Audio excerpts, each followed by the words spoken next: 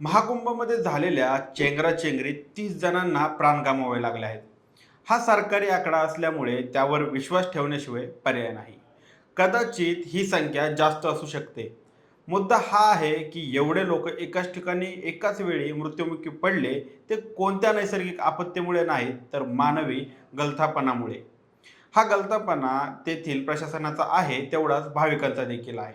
आता तुम्ही म्हणाल कसा, तर तो असा, ते समजून घेऊया आजच्या या व्हिडिओमधून. नमस्कार, मी सनी आणि तुम्ही पाहताय दैनिक राज्य लोकतंत्र. खरं तर भाविकांच्या श्रद्धेला बोट लावण्याचं काहीच कारण नाही. मात्र भाविकांनीही जरा संयम बाळगत कृती केल्या आणि जबाबदारीने वागण्याचा प्रयत्न केला तर अशा घटना टाळता येऊ शकतात. नाहीतर धार्मिक ठिकाणी गेल्यावर भाविकांचा संयम संपतो.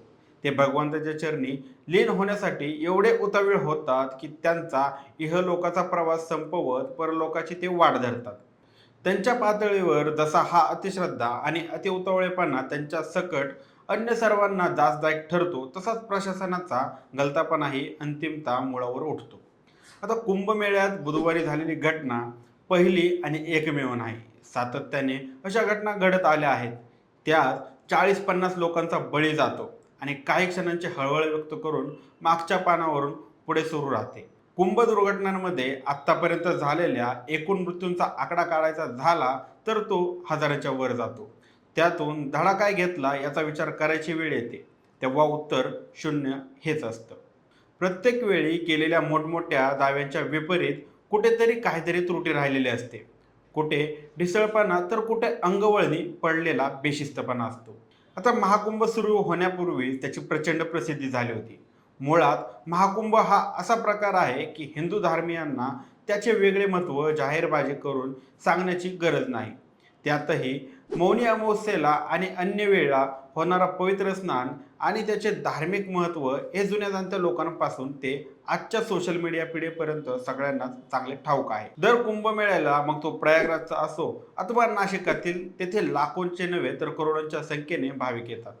आताही प्रयागराज महाकुंभाला 40 कोटी भाविक येणार अशी वंदता होती. जर एवढी गर्दी होणार आहे तर त्याचे नियोजन ज्या प्रकारे झालं आहे ते योग्य झाले आहे का, याचा विचार कोणी करायचा? दुर्घटना घडल्यावर प्रत्येक वेळी तात्कालीन कारण पुढे केलं जातं. अचानक गर्दी उसळली किंवा भाविकांची अचानक धाव घेतली वगैरे सांगितलं जातं. तेथून सांगून गेलेले जीव परत येत नाही. आता एवढं सांगून हे जीव परत येणार आहेत का? गर्दी होणारच आहे व तिचा अंदाजे आकडा किती असेल याची आपल्याला आगाऊ कल्पना असून आपणच ती संख्या कौतुकाने सांगत असू तर एवढ्या लोकांचा प्रवास सुखरूप आणि सुखरूप होईल इतपत आपली यंत्रणा सक्षम आणि सज्ज आहे का याचा अंदाज कसा लागत नाही. गर्दीचे योग्य व्यवस्थापन करण्यात यंत्रणा कमी पडली हा एकच निष्कर्ष दुर्घटना घडल्यावर काढता येतो. कुंभमेळ्याच्या ठिकाणीच काही दिवसांपूर्वी आग लागल्याची घटना घडली. त्याची फारशी चर्चा देखील झाली नाही. भीतीचे वातावरण पसरू नये किंवा अफवांचे वेव पेटू नये म्हणून ही खबरदारी घेतली असेल. घटना घडल्यानंतर तब्बल 17 तासांनी किती लोकांचा मृत्यू झाला व किती जण नेमके जखमी झाले आहेत हे सांगण्यात आलं. लगेचच आकडा जाहीर केला असता तर कदाचित अधिक हानी झाली असती हेही समजून घेता येतं. मात्र पहिल्यांदा जेव्हा आगीची घटना घडली तेव्हा त्रुटी राहिल्या आहेत याचा तो ट्रेलर होता याची जाणीव कोणाला झाली नाही का? ती जर झाली असती तर मौनी अमावस्येची संभाव्य गर्दी ध्यानात घेऊन योग्य तयारी केली गेली असती किंवा करता येऊ शकली असती. एक गोष्ट लक्षात घेण्याची गरज आहे, ती म्हणजे महाकुंभ असल्यामुळे शहर आणि नदीचा परिसर काही विस्तारणार नाही.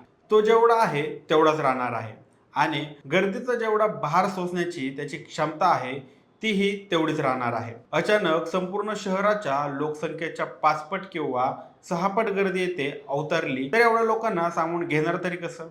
रेल्वे, बस, विमान, खासगी वाहने अशा सर्वच माध्यमातून प्रयागराजकडे गर्दीचा ओघ सुरू आहे. महामार्गही तुंबले आहेत. तिथे अडकलेल्या प्रत्येकाला वेगवेगळ्या अडचणींचा सामना करावा लागला. देशाच्या कानाकोपऱ्यातून ही गर्दी आली आहे. लोकांनीही संभाव्य स्थितीचे आकलन करूनच धाव घेतलेली बरी असते. केवळ कुंभमेळ्याच्याच ठिकाणी नाही तर अन्य सर्व धार्मिक ठिकाणांनाही हे लागू होतं. सगळ्यात महत्त्वाचे असते ते म्हणजे संयम आणि स्वयंशीलता. भारतातील धार्मिक ठिकाणी होणाऱ्या दुर्घटनांबाबत कायम एकच सत्य आहे की त्या ठिकाणी पोचल्यावर जो गोंधळ तिथे पाहायला मिळतो तो श्रद्धेसोबत सुबरीत ठेवण्यावरच दूर करता येऊ शकतो. तो वैयक्तिक पातळीवरच करता येईल. प्रशासनाकडून अपेक्षा ठेवण्यात अर्थ नाही. आता या घटनेबाबत तुमची काय मते आहेत आम्हाला कमेंट करून नक्की कळवा. आणि जर दैनिक राज्य लोकमत चॅनल नवीन असाल तर चॅनलला सबस्क्राईब करायला विसरू नका. धन्यवाद.